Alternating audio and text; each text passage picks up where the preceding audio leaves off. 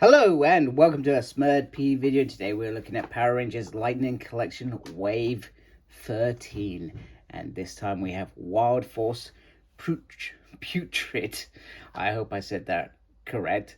Or Putrid, whatever you want to call it. Putrid makes sense. I'll be honest with you, it's been a long time since I watched Wild Force. And I can't remember what the hell these were called. And even when it was announced, I was like, what the hell is that? I have no idea. But they clearly were the henchmen in that series.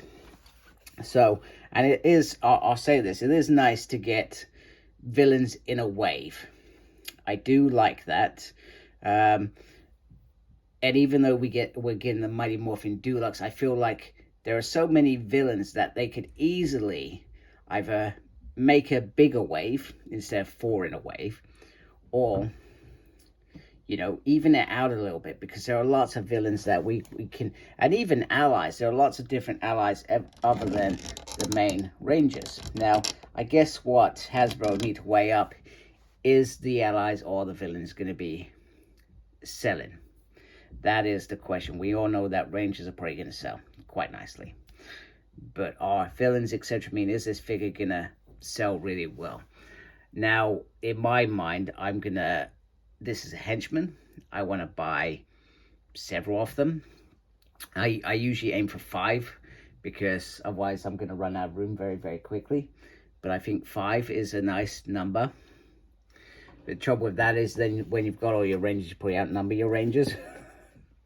So there we go. What I'm going to do with this packaging, I'm just going to open it up as well, because I don't do this enough. And this is just to show how they are coming in. So literally, they're coming in this cardboard box like this.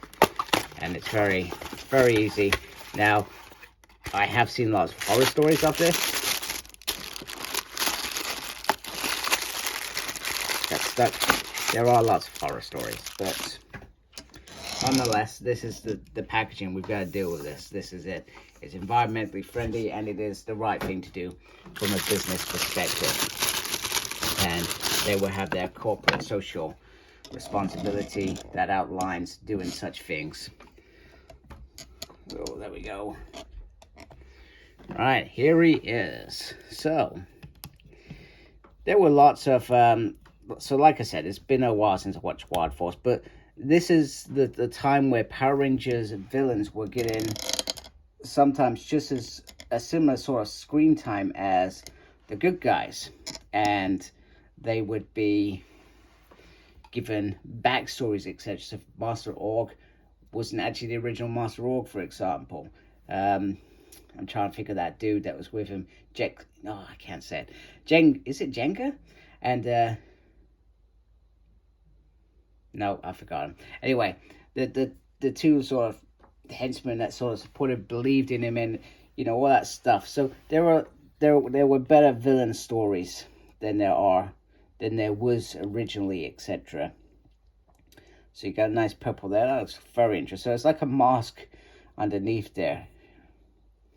And I'm not gonna lie, it reminds me of a GIMP mask. So I'm not sure who designed this, but maybe they were in sync a bit. Naughty. Remember, this is not for kids, the show, even though this is a kid's toy. So he has a little org thing there, and the more powerful you had, the bigger org or unicorn head you would have. So in terms of what he's got there, it almost looks like a little more for there, and this looks very similar to perhaps a putty body. Perhaps is the putty body, because they could have easily taken that and just given the extras and the paint apps very, very easily, very, very nicely, and very quickly to turn a buck sort of thing. So we just have this, which reminds me that they could easily now go and do the putties that had the little morphers, etc., and then they turn into the Rangers. That one episode with what was it, crayfish or something back in the day. Nice little things there. Yeah, it is a very simple design. So, and the other part of this, which is usually the accessories, which come out. So he has this very, very nice dangerous thing, although that doesn't look like it's entirely straight, which I find a bit bizarre. Maybe it's just a bit wonky as it's come out, perhaps. But just be careful if you are trying to manipulate that to get it straight. Just don't do it too far. You could end up damaging it permanently. So it looks very, very cool. So at the moment he's got his closed hands there, and then obviously he's only got one. I mean, that is in there tough. And just remember, when you get your figure out of the box, just take your time with doing things, because that is when you are most likely to put too much pressure on him and damage him. So what we're going to do, we're just going to put this in his hand very, very nicely.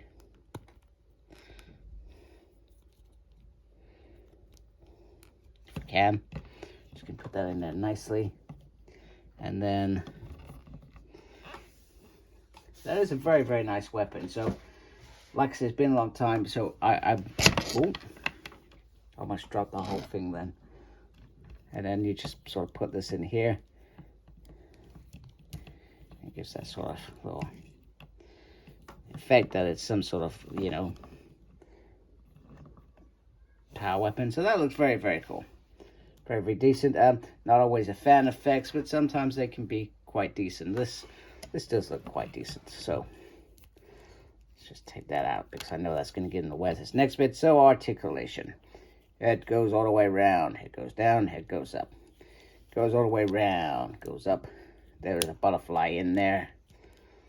There's a spin up there on the shoulder. Spin on the bingo wings. And that was really easy. And then it's got a double on the arm. There's a spin on the hand. There is the up and down, but it's a little bit difficult because you got such a defined wrist here. And then there is movement up there. It does have the ab crunch. You can do the 4 splits. There is this little weird bit in here that I don't know how to manipulate or use in any sort of poses. He has a swivel. He has the double. He has the lefty, the righty, the upsy. Oh, that went re-round.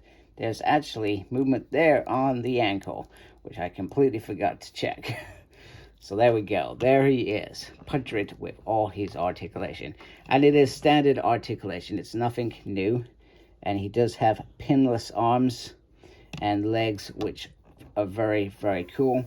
And very, very much with the time. So good job, Hasbro. So I'm happy with this figure. I'm not going to go spend full price on getting more to grow this army. And it's not an army that I would immediately want to jump on, because Wild Force is probably in the back of my mind as a minor, not a minor series, but it's not, the Henchmen aren't a big deal for me, if that makes sense. It's not like the Tankers, which were stunning and have had so many sales, and I've brought loads, probably more than I've ever brought in any terms of Henchmen. And it is great to have armies, and you know what, I would love to at some point have some sort of army to go to war with lots of different Power Rangers. That would be like the ultimate thing for me.